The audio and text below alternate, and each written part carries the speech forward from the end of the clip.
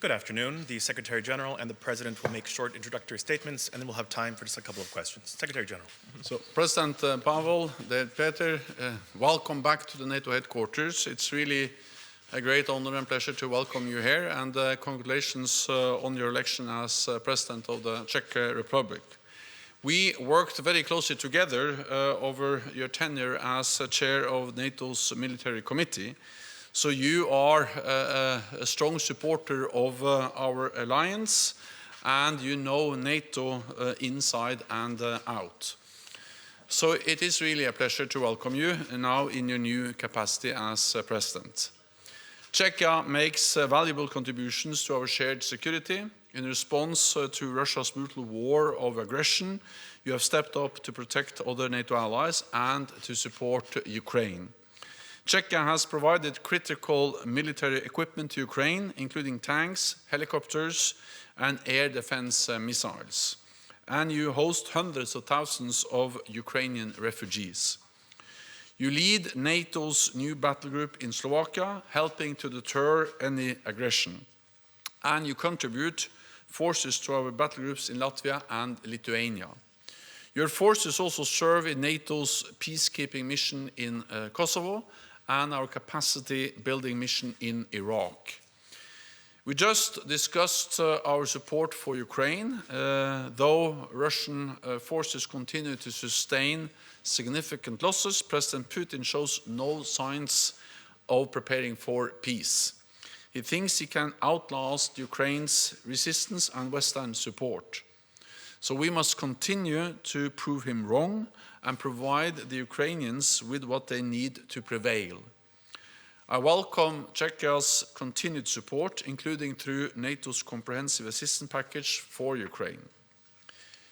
In our meeting today, we also addressed the challenges posed by China. And I welcomed Czechia's new strategy on the Indo-Pacific. China's coercive policies are a concern for us in the Euro-Atlantic, just as for partners in the Indo-Pacific. China challenges our interests, security, and values. China is also growing closer to Russia, refusing to condemn its illegal war against Ukraine and echoing Russian propaganda about the West. So it is important that we continue to work together as allies and with like-minded partners around the globe to stand in defense of our values and the rules-based international order. So, President, thank you for your excellent discussion and meeting today and for Czechia's strong contributions to NATO. I look forward to continue to working with you, please. Thank you, Secretary General dear Jens. It's my pleasure to visit NATO so early after taking office in early March.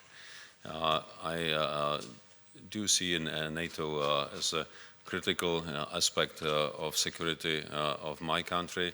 I'm also happy that the Czech Republic is viewed as a reliable partner in times of crisis. And there is no doubt that we are living through a period of probably the biggest security crisis in modern history, definitely in this century. It's essential that we all stick together because the only way how we can go through this crisis is working together and assisting each other, avoiding unnecessary competitions, and working closely on improving our resilience and capabilities to face any risks and threats. We fully share the views on current security situation with regard to the conflict in Ukraine. Czech Republic is one of the strongest supporters of Ukraine from the beginning of the conflict. We provide Ukraine with military equipment with the assistance to refugees and all other kinds of assistance. I plan to visit Ukraine in a short time. And I will be happy to discuss with President Zelensky the prospects of their counter-offensive to retake the control of the country. We also share the views on China as described by Secretary General. which is seen by Czech Republic as a not only strategic competitor, but as a strategic challenge. Czech Republic is heading to fulfilling our commitment to spend 2% on defense next year, while maintaining our commitment of spending at least 2% of modernization. So this is all what we are working on. We also are getting ready together for the summit in Vilnius, which will strengthen further our common capability to face any security threat. So with this, I'm happy that we had this debate with the Secretary General today. I will continue tomorrow with the Chairman of Military Committee, and also I will continue my debates in the EU. So it's the whole package of Brussels visit linked to NATO and the EU, looking at both security and development as interconnected aspects. Thank you. Thank you very much. We'll start with Czech television, the third row, please. Petr Obrovský, Czech television. Thank you. Good afternoon. I've got two questions on the summit in Vilnius in July. First of all, there's been some discussion on defense expenditure. You, Secretary General, you have said several times that the ambition of alliance should be higher than 2% of GDP. Do you consider this realistic, to expect countries to raise their expenditure, including the Czech Republic? And the second one concerns Ukraine's membership in NATO. I would like to ask President Pavel if you would support giving Ukraine some clear perspective of getting closer to NATO, or clear perspective of membership in July in Vilnius. Thank you. So on defense spending, I would like to say that it is obvious that we need to invest more in defense, because we live in a more dangerous world, and we see the will of President Putin to use force against neighbors. And of course, NATO has fundamentally two tasks when it comes to the war against the Russian war against Ukraine. One is to support Ukraine. That requires resources, but also to prevent escalation beyond Ukraine, and that requires increased deterrence and defense, more military presence of NATO troops in the eastern part of the alliance, and higher readiness, more forces, as we have been able to develop over the last years. But we need more, and therefore we also need to invest more. Of course, it is for the leaders when they meet in Vilnius to make the final decisions on NATO's defense investment pledge. But I have called for a stronger pledge, not necessarily by changing the number 2%, but changing the commitment from the current commitment, which is strive to move towards 2%, referring to 2% as some kind of ceiling, and change the 2% into something which is a floor, a minimum, and also then be very specific on the capabilities we expect allies to deliver, which for many allies will require more than 2%. So decisions will be made at the Vilnius summit, but my recommendation is that we are strengthening the commitment by turning the 2% into a minimum, a floor that all allies need to meet immediately. Years ago, even in this building, we discussed with the Secretary General the 3 C's, cash, capabilities, and contributions. And at that time, most of the attention was linked to cash. That means spending 2% or striving to get closer to 2%. We were advocating quite a number of times that we should pay much more attention to capabilities and contributions, especially capabilities, because they are the substance of the 2%. The goal is not to spend 2% on defense, but the goal is to have our militaries ready to defend our countries against any potential threat. That means that if we focus today much more on real capabilities, when capabilities are linked to the plans, to the readiness levels, it is much more appropriate, and it will also give the governments better arguments. Why do we need to spend 2% or at least 2% for our defense?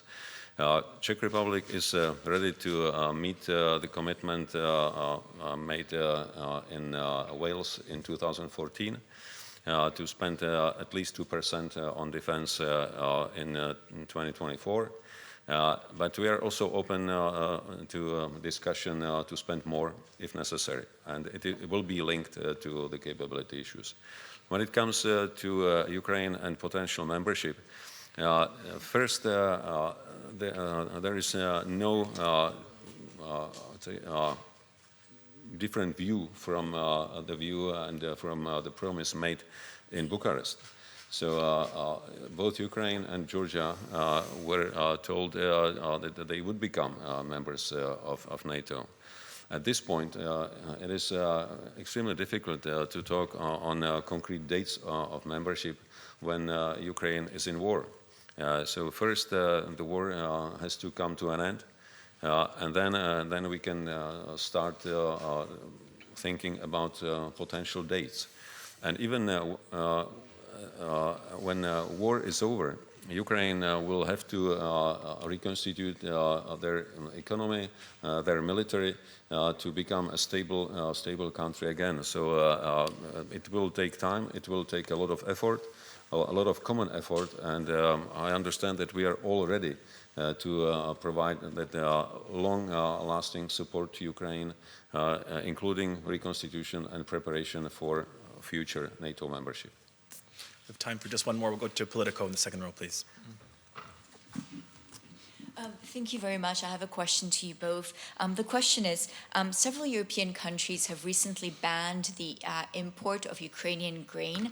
Are you concerned at all that this could be a sign of growing war fatigue? And if so, are you worried that this sort of fatigue could then cross over to the domain of military assistance and defense?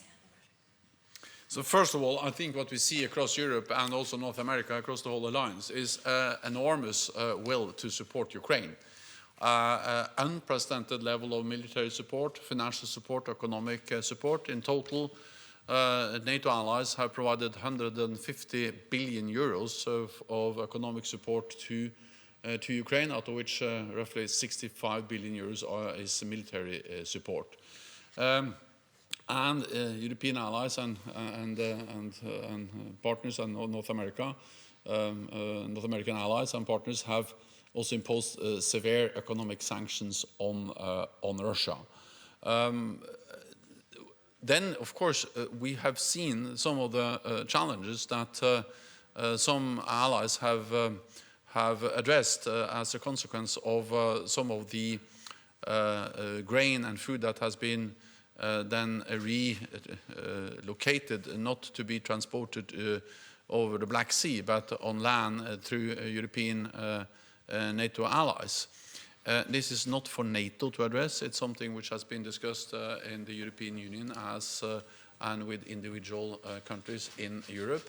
I'm confident that there are ways to address those challenges, because I also really believe that the will across Europe to continue to support Ukraine is enormous, partly because it is a moral issue that when a sovereign independent nation, Europe, is attacked by another state, a brutal war aggression, then it's the morally right thing to do is to support them.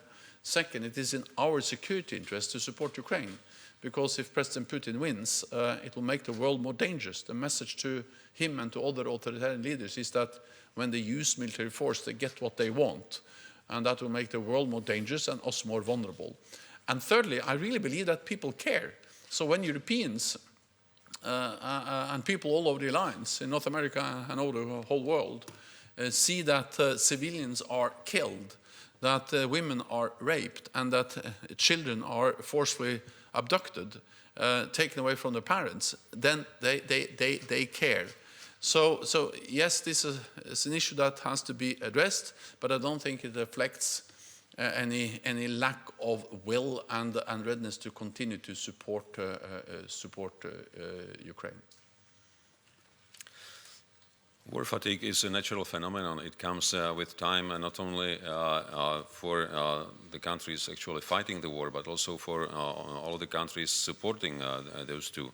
But on the other hand, I am happy that we all understand that there is no alternative to supporting Ukraine, because alternative to it is success of Russia. And that would mean many more problems for us, potentially even more serious than we face today. So support of Ukraine is a must, and we have to be consistent in maintaining sufficient public support in our countries, explaining people what kind of threat we would face if we stop supporting Ukraine. I'm afraid that's all we have time for. Thank you very much. Do you have anything to say about the Russian ships, Mr. Secretary General, since it's... I can only say that first of all, there are ongoing national investigations, and therefore I will not speculate about the specific incidents or ships or capabilities. Second, NATO has addressed threats against undersea infrastructure for many years. After the sabotage against the North Stream pipelines, we stepped up our presence both in the Baltic Sea and the North Sea with ships, planes, and other capabilities. And thirdly, we have established now a cell at the NATO headquarters to coordinate efforts by NATO allies. And we have tasked our military authorities also to provide advice on how we can further strengthen our protection of undersea infrastructure, pipelines, cables, internet connections, which are, we speak about thousands of kilometers, and of course it is extremely important to be able to protect this. This is an initiative taken by the Chancellor Scholz and Prime Minister Støre, and we are following up on that now. This is part about strengthening NATO and what we do, surveillance, intelligence, but also what individual allies are doing. Typically, this infrastructure goes from one NATO ally to another through international waters, but also how we can work more closely with the private sector, because the pipelines, the cables, most of this undersea infrastructure, offshore infrastructure, is owned by private companies, and they have capabilities which are useful also when it comes to protecting these infrastructures. So this is something which is high on the NATO agenda. Thank you very much. Thank you. Thank you.